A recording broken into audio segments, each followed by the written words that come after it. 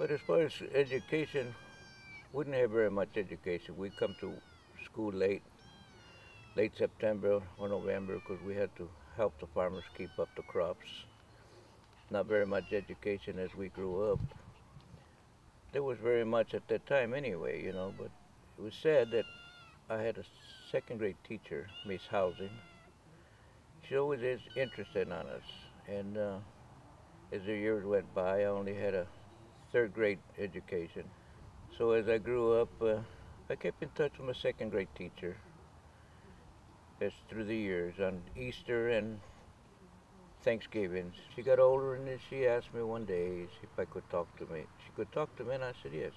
And we got down seriously talks and she said I wouldn't be able to see her the next time because she was getting too down on her illness and she wanted to talk to me. So I told her I'd make an appointment with her, so I broke my promise. I didn't make an appointment with her. I showed up because I heard through one of her daughters, she was very deadly ill.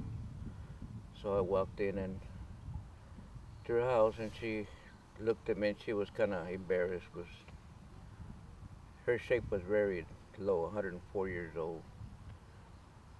She wanted to talk to me and I couldn't have any idea what she wanted to say to me. So she reached out to me and touched my hand and asked me, Martin, she said, I want to ask you for your forgiveness. Miss Housing, there's no reason for it. You've always been nice to me. You came out of school, you come to see me after school and try to give me some homework so I could learn a little more, even though when I wasn't going to school, she always came by.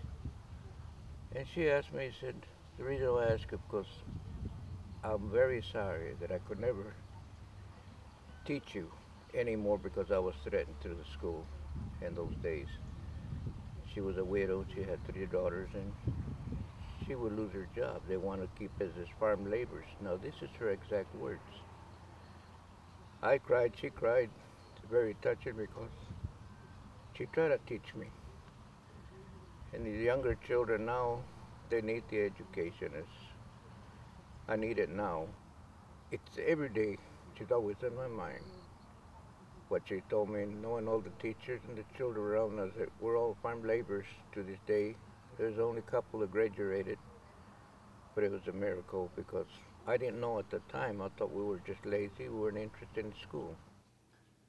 There are new have and have-nots in the world of public education. And whether the public wants to accept it or not, the schools with students from low socioeconomic backgrounds and with a high population of English language learners do tend statistically to have lower test scores. On the other hand, schools with students from higher socioeconomic backgrounds who went to school speaking English first will have higher test scores. I see the achievement gap.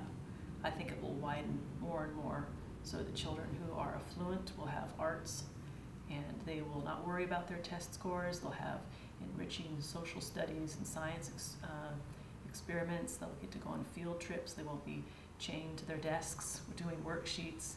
I've been at schools where field trips were taken away because administration thought that more time needed to be spent with the teacher doing direct instruction, drill and kill. And I'd hear about other schools in the north end, more affluent parts of town that got to have more enriching experiences. Who's going to teach children who are poor if all we do is criticize them, criticize the teachers who work with them?